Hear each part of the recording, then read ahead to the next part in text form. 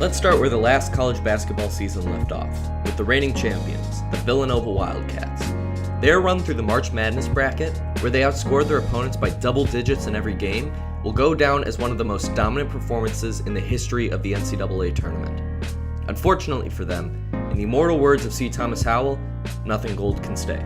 The guard corps in particular sustained heavy losses in the offseason. Jalen Brunson, the consensus National Player of the Year, declared for the draft in the days following the tournament. He was eventually joined by sophomore shooting guard Donte DiVincenzo, named the Final Four Most Outstanding Player after his breakout performance against Michigan in the championship game.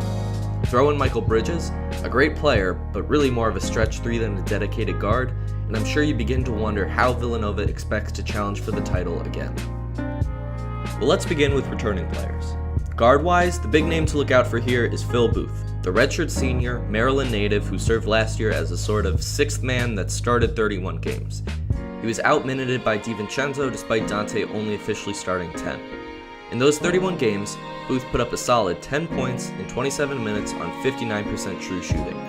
Booth has had some injury concerns in the past, medically redshirting his junior season after some recurring knee problems.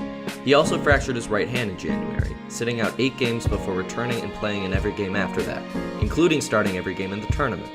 If he remains healthy, and I can't believe I'm saying this about a 22-year-old and not, Adrian Peterson, I expect him to see a rather substantial role increase as he becomes the go-to veteran guard in his last year at Villanova. Continuing on through the lineup, we have Colin Gillespie, a sophomore out of Pennsylvania who last year played a bench role. He averaged 4.3 points in 14 minutes on 63% true shooting. He's decent off the bench, but not a whole lot else. In any other year, I'd expect to see him get a bump in playing time, but there are 2 big players Villanova is bringing in this year who are looking to leapfrog him in minutes. Expect his role to stay the same in the upcoming season. And yes, I know that Peyton Heck exists, but I really would not expect to see much of him pending some UMBC-type bench antics. He's a walk-on that really is there for depth, so I'd assume his minutes are as limited as they were last year. The flashy signing this offseason was the recruitment of Javon Quinterly, a 5-star point guard out of Hudson Catholic High School in Jersey City.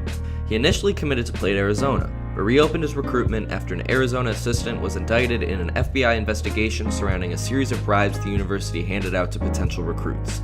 Now, while he hasn't been named specifically, it's widely assumed that a mentioned top point guard recruit who accepted bribe money is in fact Quinterly. Quinterly looks to be the heir apparent to Jalen Brunson. He's got great court vision and excellent ball handling skills, which he has to given his rather short stature. He's listed as 6'1", but my sources tell me that it's a pity inch. His biggest flaw is his lack of a jump shot. He's great at getting to and scoring at the rim, shout out to that signature Jellyfam finger roll, and can hit open shots if he gets his feet set, but he doesn't quite have a true jumper. It's possible that this holds him back from being a one-and-done player, but the fact that Jay Wright has built his program on athletes that stay for at least 2 years makes me think that it may never have been his intention in the first place. The kid is legit, and I feel like I'm safe in assuming that he and Phil Booth are going to be the 2 starting guards. I'm going to go out on a limb here and make a prediction that if he doesn't leave after 1 season, we're going to see a nationally recognized breakout come year 2. Perhaps the even crazier signing, and even more in the vein of heir apparent, is Joe Cremo, a graduate transfer from the University of Albany. During his last season there, he averaged a gaudy 18 points on 60% true shooting, adding 4 rebounds and 4 assists in 35 minutes a game. Jay Wright has somehow plugged the gap that Donte DiVincenzo left Villanova with by going out and signing a nearly identical player.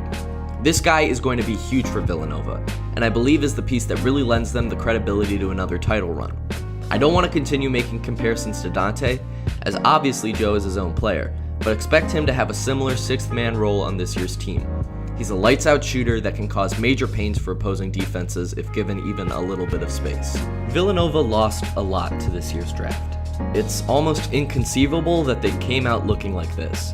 This is a legit team, and I don't expect them to lose their stranglehold on the Big East anytime soon. Come March, there's a decent chance that we see them contending for their 2nd straight national championship and 3rd in 4 years.